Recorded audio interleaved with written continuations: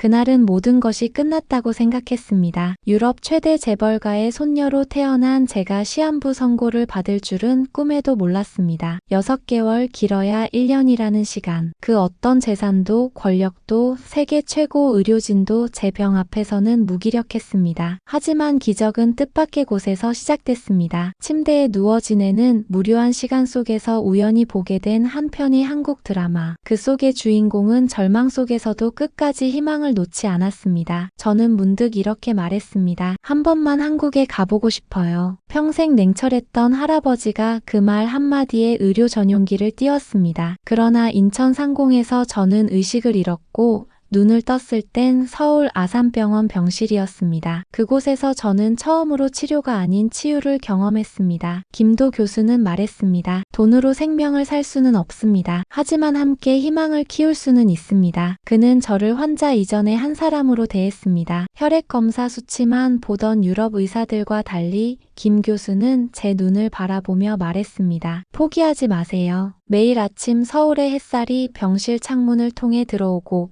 매일 밤 한국 드라마 속 장면을 떠올리며 잠들었습니다. 고열과 호흡곤란으로 죽음의 문턱까지 갔던 저였지만 이곳에선 매 순간이 조금씩 살아나는 느낌이었습니다. 음식도 간호사들의 정성도 이소연 통역사의 따뜻한 설명도 모두 저를 일으켜 세웠습니다. 시간이 흐르자 제 몸은 반응하기 시작했습니다. 희귀자가면역 질환이라는 절망적인 병이 조금씩 물러나는 걸 느꼈습니다. 회복의 속도는 상상 이상이었습니다.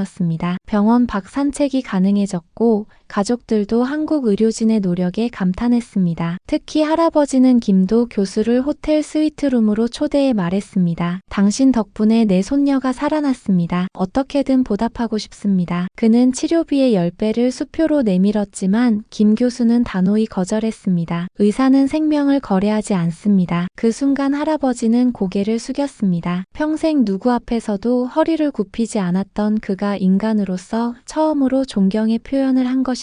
그날 밤 할아버지는 말했습니다. 사람을 중심에 둔 이런 의료 시스템이야말로 진짜 미래야. 결국 그는 제 이름을 따서 LD재단을 설립하겠다고 선언했습니다. 한국과 유럽을 잇는 의료협력재단, 치료비 지원, 연구 지원, 심리 상담까지 아우르는 대규모 프로젝트였습니다. 퇴원하는 날 저는 두 발로 서서 병원 의료진 앞에 섰습니다. 처음 이곳에 왔을 땐 들것에 실려온 환자였지만 이제는 살아있는 증거가 되었습니다. 병원 로비에는 간호사들과 환자들이 꽃다발과 케이크를 들고 서 있었고 저는 이소연 씨가 알려준 한국어로 인사했습니다. 감사합니다. 모두가 박수를 쳤습니다. 이후 서울 시내 곳곳을 돌아다니며 드라마 속 장면들을 직접 밟았습니다. 남산타워, 한강공원, 북촌 한옥마을. 그 순간마다 저는 살아있다는 걸 실감했습니다. 우연히 만난 희귀병 하나의 손을 잡고 말했습니다. 나도 같은 병이었어. 하지만 지금은 이렇게 웃고 있잖아. 그 아이의 눈에 희망이 반짝였습니다. 그 아이를 보며 저는 다시 생각했습니다. 내 인생은 단순히 살아남은 것이 아니라